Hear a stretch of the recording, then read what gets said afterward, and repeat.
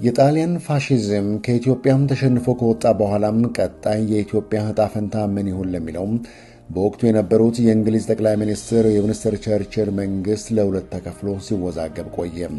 የእንግሊዝ የሲቪል አስተዳደር ወይም የፖለቲካ መሪዎቹም ጠቅላይ ሚኒስትር ዊንስተን ቸርችልና የውጭ ጉዳይ ሚኒስትራቸው አንቶኒ ኤደን የካቲት 4 ቀን 1941 ለፓርላማው በሰጡት መግለጫ ታላቋ ብሪታንያም የኢትዮጵያ ነፃ መንግስት ሆኖ መቋቋምና የቀዳማዊ ኃይለ ሥላሴ መሪነት እንደምትቀበል በተጨማሪም ታላቋ ብሪታንያም በኢትዮጵያ ላይ ምንም አይነት የግዛት ጥያቄ እንደማይኖራት በይፋ አስታወቀም።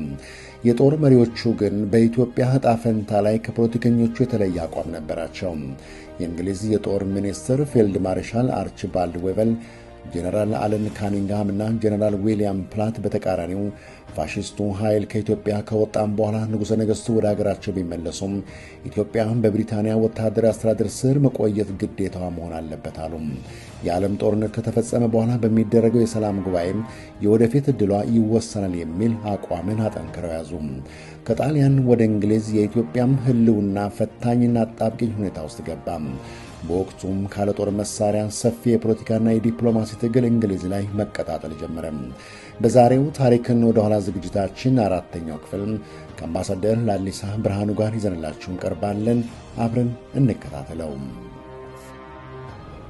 በጣም ጫና ፈጥሮብናል እንግሊዞች በዛ ወቅትም ማለት ነው። ይሄ ምንም ልንደብቀው የማንችለው የታሪክ እውነታ ነው። ለምሳሌ አየር ክልላችን መቆጣጠር እስከማንችል የኢስት አፍሪካን ሽሊንግ እንድንጠቀም ማዕከላዊ ባንክ ገዢ እነሱ የራሳቸውን ሰው በዜግነት ካናዳዊ ሆነ ግን እንግሊዞች የሾሙት ማዕከላዊ ባንክን እስከመቆጣጠር ወሳኝ የተባሉ ወታደራዊ ማዕከሎችን ኢትዮጵያ ውስጥ መቆጣጠር እነሱ የሚያቀርቡት የፖሊስ አጃ የወታደር ሻጭ ሆኖ እንዲሾም ኢቭን ለእንግሊዝ አምባሳደር ከሁሉም ዲፕሎማቲክ ኮሚኒቲ ቅድሚያ እንዲሰጠው ኢትዮጵያ ውስጥ የሚኖሩ እንግሊዞች የሚዳኙት በእንግሊዝ ሕግ እንጂ በኢትዮጵያ ሕግ አይደለም የሚሉ አማራጭ ስላልነበረ በጊዜ የተገደበ ስምምነት ተደረገ ማለት ነው።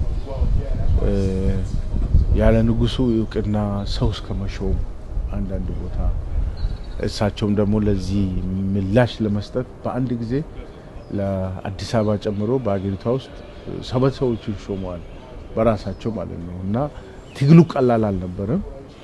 ትልቅ እንግዲህ ማርሽ የተቀየረው ቅድም ያሉት የኢትዮጵያ ዲፕሎማሲ በተፈጥሮ ረጅም ዘመን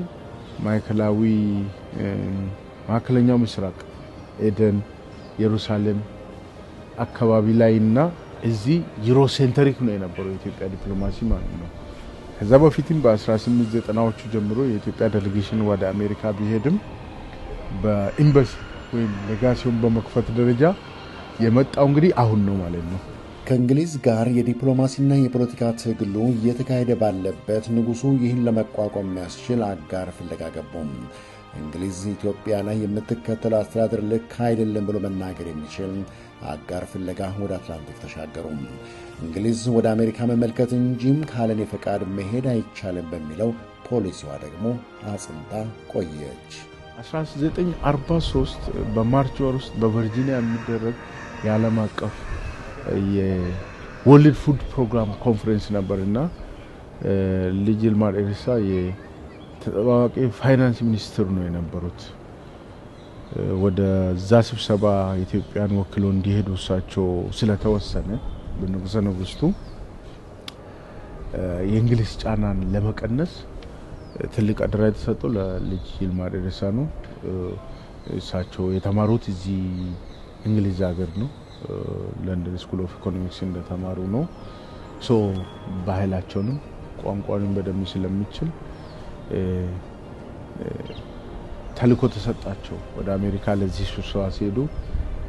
በዛኑ ደግሞ የስቴት ዲፓርትመንት ትሬጀሪ ዲፓርትመንት እና ዋይት ሃውስ አግኝቶ የንጉሠ ነገሥቱን መልእክት እንዲያደርሱ በተለይ አሸንፈንም ወደ ስልጣን ቢመለሱም አሸንፈው ንጉሠ ነገሥቱ ሙሉ በሙሉ ግን መንቀሳቀስ እንዳልቻሉ በእንግሊዞች ጫና ይደረግባቸው እንደሆነ መልእክት አስታጥቆ ሄዱ። እንዳውም ታውቃለህ ጻፈ ትእዛዝ ወልደ ጊዮርጊስ ወልደ ዮሐንስ እዚህ በስደት ጊዜም ከንጉሱ ጋር ነው የነበሩትና እሳቸው ናቸው እንደ ጻፈ ትእዛዝነታቸው መሰረት መጨረሻው መልእክት አምባሳደር ዘውዴ ረታም እንደገና ደግሞ የጻፈ ትእዛዝ ወልደ ጊዮርጊስ ወልደ ዮሐንስ ልጃቸው እዚህ ሀገር ነው የምትኖረው ወይዘሮ ጸገነት የሚባሉ ባጻፉት መጽሐፍ ላይ ይሄን እንግሊዝ ሙሉ በሙሉ ከኢትዮጵያ እንዲወጡ ብቸኛው ለምን እንግሊዝ ኤምፓየሩ እየወረደ መጥቷል። በዛ ወቅት ኦልሬዲ የፓወር ሺፍት ያደረገ የነበረው ወደ አሜሪካ ነው።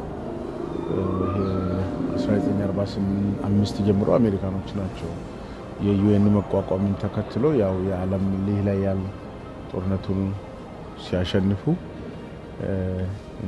እንግሊዝ ሽሪንክ ያደረገ የመጣበት አሜሪካ ደግሞ ሌላ ያልሆነ የወጣበት ስለዚህ እንደዚህ ነው ያለው ጻፈ ትእዛዝ ወልደ ጊዮርጊስ ወልደ ዮሐንስ ልጅ ይልማ ደረሳ ልጅ የሚለው የመስዋዕት ቤተሰብ ስለሆኑ ልጅ የሚል ማድረግ ስለነበራቸው ነውና ሁለት አማራጭ ነው ያለው ከዚህ ጫና ነፃ ለመውጣት በዲፕሎማሲው በፖለቲካው በኢኮኖሚ በደህንነት በጸጥታ በዚህ በታላቋ ብሪታንያ የሚደርስብን ጫና ለመቀልበስ ሁለት አማራጭ ነው ያለው አንድን ወደ ጫካ ገብቶ ተዋግቶ የጀግና ሞት መሞት ይሄ አወጣ ረጅሙ አድካሚ መራራው የዲፕሎማሲ መንገድ ነው እሱ ነው የምንከተለው መንግስት ውሳኔም ይሄ ነው ይሄንን ደግሞ ካንተ የተሻለ ለአሜሪካኖች የሚያስረዳልን ሰው የለም በእነሱ ቋንቋ በእነሱ ባይል ተዋለ ያው ማደረሳ ይሄን ተልኮ ወስዶ ትሬጀሪ ዲፓርትመንት ስቴት ዲፓርትመንት መጨረሻ ላይ ሩዝቬልትን አግኝቶ ይሄን ነገር ሰሚት አደረጉ ከዛ ግርማዊ ጃንሆይ ለመጀመሪያ ጊዜ ከአሜሪካ ፕሬዝዳንት ጋር እንዲገናኙ መሰረት የጣለው እሱ ነው ማለት ነው ወዲያውኑ እሳቸው ኤምባሲ ወልደ መድን የኤርትራ ተወላጅ የነበሩት በስደት ጊዜ እዚህ ነበሩ የውጭ ግንኙነት አማካሪ ነበሩ እንደነ ሎሬንዞ ትእዛዝ ጋር እሳቸው የመጀመሪያ አምባሳደር ሆኑ ከአሜሪካን ጋር ንጉሱ የጀመሩት የአጋርነት ጥያቄ ግንኙነት ከ2 ዓመታት በላይ ጊዜ ወሰደም ጉዳዩን ያልዘነጉት አሜሪካን ታዲያ ንጉሱን ለማግኘት እንደሚፈልጉም ካይሮ ላይም ለመገናኘት እንደሚችሉ ቀጠሮ ይይዛሉ 1948 እንግዲህ ከዚህ ከያልታ ኮንፈረንስ ሲመለስ ሩዝቬልት ግርማዊ ጃንሆይን ከ2 ዓመት በፊት ጀምሮ በየጊዜው በሚቀርበው ጥያቄ እሳቸው ሲዩዝ ካናል ላይ ሊያገኙዋቸው እንደሚችሉ ፍላጎት እንደተወሰነ አዲስ አበባ የነበረው የአሜሪካ አምባሳደር ለገነተ ልዑል ቤተ መንግስት ያሳውቃል ማለት በጣም መቼም ለ2 ዓመት ነው የፈለጉት ንጉሠ ነገሥቱ በጣም ለክብራቸው ለሀገራችንም ነጻነት በጣም የተጨነቁበት ብቸኛ እንግሊዝን ከእንግሊዝ ሊገላግለን የምትችል ሀገር አሜሪካ እንደሆነ ስላወቁ በጣም ነው ደስ ያላቸው ማለት ነው ከዛ በፊት ያሬድ ግርማዊ ጃንሆይ ለ13 ጊዜ ያልተናነሰ ደብዳቤ ጽፈዋል ለቸርችል መንግስት እዚህ ማለት ነው ቅድም እንዳልኩት ወታደራዊ ገዢው ኢስት አፍሪካ ላይ ያለው ኢትዮጵያ ጦርነቱ ካለቀ በኋላ በሚደረገው ድርድር እስከዛው እኛ እናስተዳድራለን የምንነጻነትሉ ነው እዚህ ያለው ደግሞ የምናገረው ቋንቋ ነው ብዙም ልዩነት እንደሌላቸው በተለመደው ዲፕሎማሲ ቋንቋ ማወዛገብ እንደሆነ በመትረዳል መሰለኝ አሁን ሌልተ ተናኝ ወርቅ እዚህ ነበር እንደዚህ ጫና ያሳደሩብን ነው ወታደሮቻቸው ከደቡብ አፍሪካና ከምስራቅ አፍሪካ የመጡ የእንግሊዝ ከኮሎኒያቸው ነው ወታደሮች ነው እነሱ ፍለፊት ነው የሚወሩት እንጂ ይሄ እግረኛው ጸጥታ አስከብራለሁ የሚለው ያው ወይ ከህንድ እና ከተለያዩ ኮሎኒያቸው ስለሚመጡ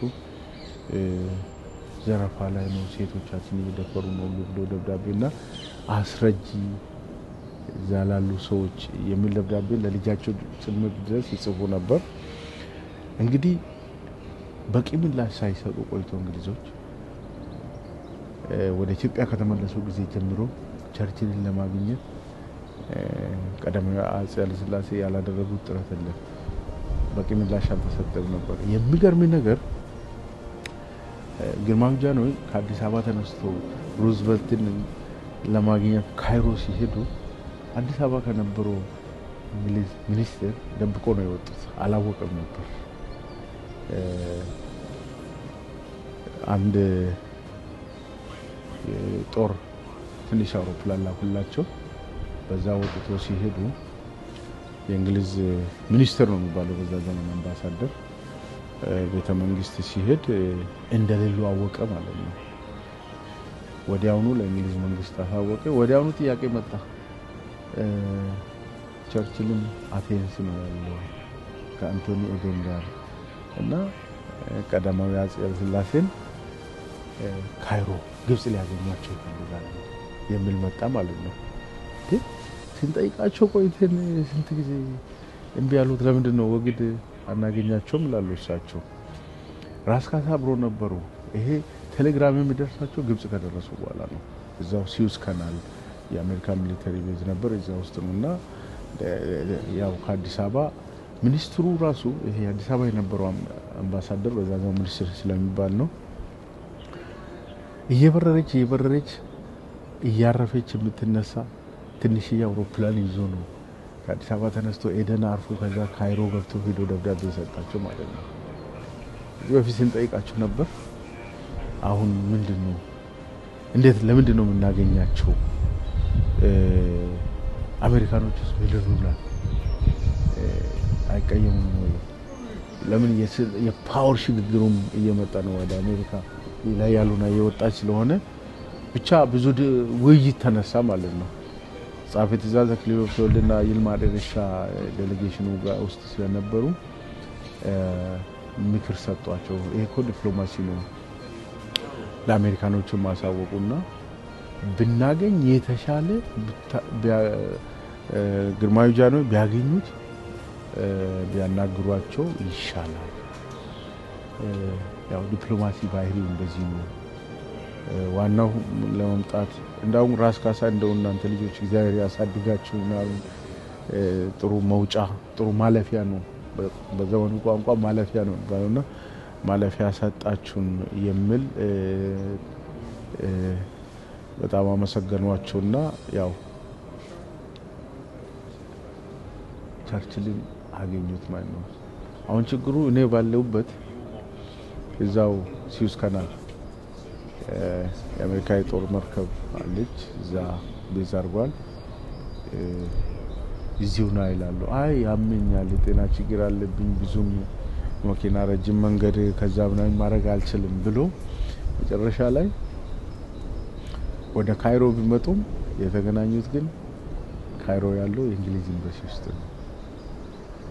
ፋይናሊ ከዛ በኋላ የይልማ 1943 ላይ ወሰደው ተልእኮ ተሳክቶ ኢትዮጵያ የራሷን ብር ከአሜሪካኖች $4 ሚሊዮን አካባቢ ተገኝቶ የራሷን ብር እንድታሳትም የፈለገችውን የራሷን ባንክ ገዢ እንድትሾም አየር ክልሏን እንድትቆጣጠር ሁሉንም ወታደር ቤዞች ወሳኝ ሆኖ ማለት ነው። የነዛ አስገዳጅ ውሎች ለምሳሌ የኢትዮ ፍራንስ የባቡር በኋላ ኢትዮ ጅቡቲ የሆነው በወቅቱ እንግሊዞች ነበሩ የሚያስተዳድሩት ማለት ነው። እኛ እንወስንበት ነበር። ይሄን ሁሉ ሙሉ በሙሉ በሚባል ደረጃ የኢትዮጵያን ሉዓላዊነት የማስተዳደር ስልጣን ወሰን ማለት ነው። ይሄ ነው የነበረው። ጫናው ቀላል አልነበረም። ይሄ ጫና የነበረው ለ3 አመት ለ11 ወር ለሚጠጋ ጊዜ ነው እና በዛ ነው በጣም ዩሮሴንትሪክ የነበረው የኢትዮጵያ ዲፕሎማሲ አትላንቲክን ተሻግሮ የኢትዮጵያን ነጻነትን ሙሉ ሙሉ እንዲሆን የተደረጉ ይሄ ነው የነበረው በሁለተኛና በአንደኛ ዓለም ጦርነት። ክቡራትና ክቡራን አድማጮችና ተመልካቾች የዛሬው ታሪክን ወደ ኋላ ዝግጅታችን በዚሁ ተጠናቋል። ላለፉት ተከታታይ 4 ዝግጅቶች እንዲሁ የኢትዮጵያና የእንግሊዝን የ185 ዓመት ታሪካዊ፣ ፖለቲካዊና ዲፕሎማሲያዊ ግንኙነት መነሻ አድርገን ያጠናቀነው ዝግጅትም በዚሁ ይጠናቀቃል። ከለንደን ጸዳል ኢትዮጵያ ኔትወርክ በሌላም ታሪክን ወደ ኋላ ዝግጅታችን ዳግም መልሰን እንገናኛለን። ማብራሪያው ለሰጡን ከለንደን አምባሳደር ላሊሳ ብርሃኑን ከልብ በአድማጮችና በተመልካቾቻችን ስም እያመሰገንን እንሰናበታችኋለን። መልካም ጊዜም